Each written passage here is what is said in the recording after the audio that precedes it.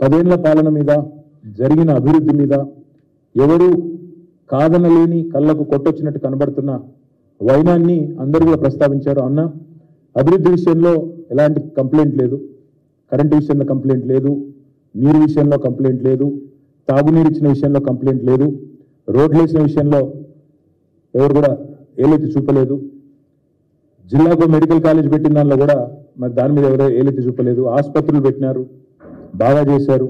ఈ కంప్లైంట్లు ఏమీ లేవు.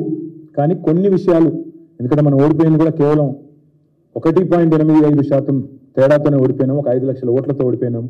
కొన్ని చిన్న చిన్న లోటుపాట్లు సవరించుకుంటే బాగుండేది అనే మాట చెప్పారు.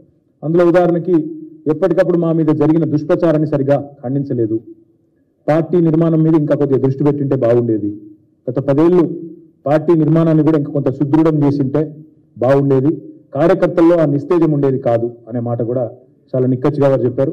అవతల వాళ్ళు చెప్పిన అబద్ధాలు, ఇంటికో ఉద్యోగం ఇస్తాము అని మేము అన్నట్టు, అనని మాటను అన్నట్టు, వారు ఉద్యోగం ఇస్తాము ఇంటికో ఉద్యోగం ఇస్తామన్నారు అని చెప్పి వారు చేసిన ప్రచారాన్ని మేము సరైన సమయంలో ఖండించలేదనే మాటను, లేదా భారతదేశంలోనే అత్యధికంగా ప్రభుత్వ ఉద్యోగాల నియామకాలు చేసి కూడా దాన్ని సమర్థవంతంగా చెప్పుకోలేకపోయినాము, సోషల్ మీడియాలో ఇంకా బాగా చెప్పిండాల్సింది అనే మాట కానీ, ఈ ప్రాపగాండా వల్ల కొంత యూత్ ప్రభావితమైంది, దూరమైంది మనకి అనే మాట కానీ, భారతదేశంలోనే అత్యధికంగా ప్రభుత్వ ఉద్యోగులకు జీతాలు ఇచ్చి ఆ విషయాన్ని కూడా వాళ్ళలో రిజిస్టర్ చేయడంలో చిన్న చిన్న లోటుపాట్లుంటే వాటిని కూడా సరిగ్గా మనం అడ్రస్ చేయలేకపోయినామనే మాటని, ఇక తర్వాత సహజంగా ఇంకా కొన్ని ఇతర అంశాలు కూడా పార్టీ సంస్థాగత నిర్మాణం గురించి కూడా వారు చెప్పారు.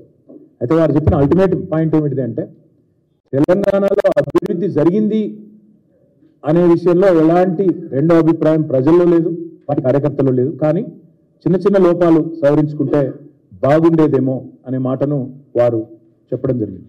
దాంతోపాటు ఇంకొక మాట కూడా వారు చెప్పినారు, ఆల్రెడీ కేసీఆర్ గారు ముఖ్యమంత్రిగా లేరు అనే మాట చాలామంది ఇవాళ ఇతర పార్టీలకు ఓటేసిన వాళ్ళని కూడా, కాంగ్రెస్ బీజేపీలకు ఓటేసిన వాళ్ళ ప్రజల్లో కూడా ఒక రకమైన దానివల్ల అయ్యో ఇట్లా జరుగుతుంది అనుకోలేదు మేము, మా దగ్గర ఉండే లోకల్ అభ్యర్థి మీదనో ఇంకోరి మీద కొంత వ్యతిరేకతతో ఓటేసినాం, కానీ కేసీఆర్ గారు ముఖ్యమంత్రిగా లేరు అనే మాటని జీర్ణించుకోలేకపోతున్నారనే మాట కూడా మా నాయకులు కార్యకర్తలు ఈరోజు అందరూ కూడా చెప్పడం జరిగింది.